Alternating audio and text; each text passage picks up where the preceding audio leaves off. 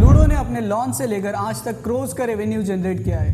2021 तक इसने 100 million downloads cross कर लिए थे और आज ये आंकड़ा पूरे 1 बिलियन तक पहुंच चुका है। और ये तो बस यूजर्स है। आप ये सुन के हैरान हो जाओगे कि call of duty modern warfare ने 2019 में पूरे $1 बिलियन का रेवेन्यू जनरेट किया था।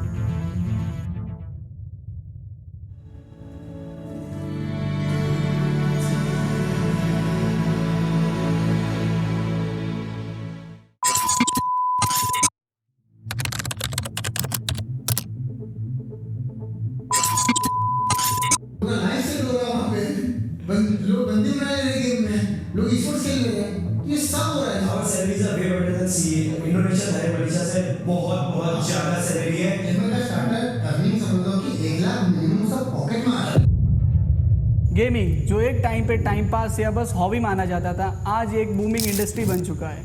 ये उन सब के लिए नई अपॉर्चुनिटीज ऑफर कर रहा है जो गेमिंग के लिए पैशनेट है। लेकिन ये सब शुरू कैसे हुआ, गेमिंग कैसे फन से बदलकर एक करियर ऑप्शन में बदल गया। आज के वीडियो में हम देखेंगे गेमिंग की दुनिया कितनी बड़ी है। अगर आप एक प्रो गेमर, कंटेंट क्रिएटर या बस गेमिंग का शौक रखते हैं तो ये वीडियो आपके लिए है, क्योंकि हम एक्सप्लोर करेंगे कैसे आप अपने पैशन को अपने करियर में बदल सकते हैं।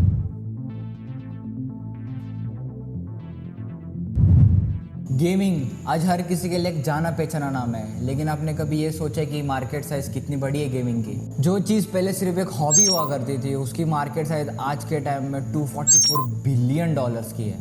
ये सब तो हो गई दुनिया की बात। चलिए जानते हैं इंडिया की गेमिंग इंडस्ट्री कितनी बड़ी है। It's very hard to imagine, but gaming industry will be bigger than movies, music and TV shows together. ये स्टेटमेंट मैं नहीं, ये हमारे इंडिया के रिचेस्ट पर्सन मुकेश अंबानी जी दे रहे हैं। चलिए एग्जाम्पल लेते हैं इंडिया की सबसे पॉपुलर गेम का। क्या BGMI? जी नहीं, वो है लूडो किंग। लूडो सिर्फ टाइम पास नहीं बल्कि एक सीरियस गेमिंग एक्सपीरियंस बन चुका है। लूडो ने आज तक क्रोर्स का रेवेन्यू जनरेट किया है। अब आप ये नंबर देख के काफ़ी खुश हो रहे होंगे, लेकिन ये खुश होने का टाइम नहीं है, क्योंकि ये पूरे गेमिंग इंडस्ट्री का रेवेन्यू इंडिया में सिर्फ 1% आता है। वही दूसरी तरफ चाइना में 22% और अमेरिका को 20% जाता है। गेमिंग ने पूरी दुनिया में लोगों को जोड़ रखा है। किसी ने नए दोस्त बनाए और लोगों को एक प्लेटफॉर्म दिया है अपनी क्रिएटिविटी दिखाने का। गेमिंग इंडस्ट्री सिर्फ गेम्स खेलने तक ही सीमित नहीं। इस इंडस्ट्री में कई ऐसे करियर ऑप्शंस है जहां आप अपने पैशन को करियर में बदल सकते हो।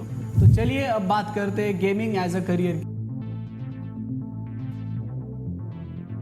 इंडिया की गेमिंग इंडस्ट्री हर साल 27% से ग्रो कर रही है। ये सब तो ठीक है, चलिए अब जानते हैं गेमिंग में क्या करियर है। 3 ऐसे मेजर फील्ड बता दो जिससे आप गेमिंग में घुस सकते हैं। तो पहला मेजर फील्ड है as a e sports player. E sports यानी इलेक्ट्रॉनिक स्पोर्ट्स। ये वो कॉम्पिटिटिव गेमिंग होती है जहाँ पे प्लेयर्स और टीम्स इंटरनेशनल लेवल पे कम्पीट करते हैं। और अच्छी बात ये है कि इंडिया में ये रैपिडली ग्रो हो रही है। बहुत से लोगों को बस ये शौक नहीं रहा, बल्कि ये फुल टाइम करियर बन चुका है। और कई लोग as a professional gamer millionaire बन गए हैं। उनमें से एक निंजा है जिसकी नेटवर्थ एज ऑफ 2024 $40 मिलियन है, जो कि रोहित शर्मा की जितनी है। देखो, हम कोई यहाँ पे कंपैरिजन करने नहीं जा रहे, दोनों ही अपनी जगह बेस्ट है। हम आपको बस इतना बताना चाहते हैं कि एक प्रोफेशनल गेमर बनना उतना ही डिफिकल्ट है जितना एक प्रोफेशनल एथलीट बनना। अ लॉट ऑफ टाइम हम सिर्फ ये देखते हैं कि एक फोर्टनाइट वर्ल्ड कप में एक 16 साल का बच्चा $3 million as a winning prize जीत जाता है और हम सोचते हैं कि किस्मत से जीता होगा। लेकिन नहीं, एक प्रोफेशनल गेमर बनने के लिए आपको कई स्किल्स प्रैक्टिस करनी पड़ती है। इसके लिए घंटों घंटों की प्रैक्टिस लगती है। हर गेम का अपना एक मेटा होता है, एक स्ट्रैटेजीज होते हैं और आपको इसमें एक्सपर्ट बनना है तो आपको अपने फेवरेट गेम को डीपली समझना चाहिए। अगर आपको एक प्रोफेशनल गेमर बनना है तो इसे एज अ हॉबी नहीं, एज अ प्रोफेशन देखना चाहिए। दूसरी फील्ड है स्ट्रीमिंग और कंटेंट क्रिएटर की। बहुत से बड़े गेमर ऐसे हैं जो कि एक प्रोफेशनल ई स्पोर्ट्स प्लेयर नहीं है, लेकिन वो बहुत अच्छे स्ट्रीमिंग कर लेते हैं। अगर आप अपने गेम प्ले से लोगों को एंटरटेन कर सकते हो लाइव स्ट्रीम पे या यूट्यूब के द्वारा, तो आपका इसमें करियर बन सकता है। और ये बस लाइव स्ट्रीमिंग या गेम प्ले तक सीमित नहीं है। आप ट्यूटोरियल्स, गेम रिव्यूज और इवन रिएक्शन वीडियोस क्रिएट कर सकते हैं। आजकल व्यूअर्स वैरायटी पसंद करते हैं, बस आपको आपकी नीश डिफाइन करना होगा और कंसिस्टेंटली वीडियोस बनाना होगा। और ऐसा मत सोचिए कि इसमें पैसा कम है। कई स्ट्रीमर्स अपना रेवेन्यू मल्टीपल सोर्सेज से कमाते हैं, brand deal, sponsorships, ad revenue etcetera. जब आपका ऑडियंस बेस स्ट्रांग होता है तो कई सारे ब्रांड्स आपके साथ कोलैबोरेट करने में इंटरेस्टेड होते हैं और ये आपको एक स्टेडी इनकम प्रोवाइड कर सकता है। And the third field is a game developer. सोचिए आप एक प्रोफेशनल ई स्पोर्ट्स प्लेयर नहीं बन पा रहे हो और आपको स्ट्रीमिंग का एस भी नहीं आता, लेकिन निराश मत होइए, आपका करियर फिर भी गेमिंग में है। और वो कैसे? कोडिंग सीखकर। अगर आपको कोडिंग, डिज़ाइन या स्टोरी टेलिंग में इंटरेस्ट है तो गेम डेवलपमेंट आपके लिए एक परफेक्ट करियर पाथ बन सकता है। गेम डेवलपमेंट एक क्रिएटिव और टेक्निकल प्रोसेस है जिसमें आप एक आइडिया को प्लेएबल गेम में कन्वर्ट करते हो। गेम डेवलपमेंट में मल्टीपल रोल्स होते हैं। Game designer, programmer, animator, sound designer, हर रोल का अपना अपना इंपॉर्टेंस होता है। आप अपने इंटरेस्ट के हिसाब से अपना रोल चूज कर सकते हो।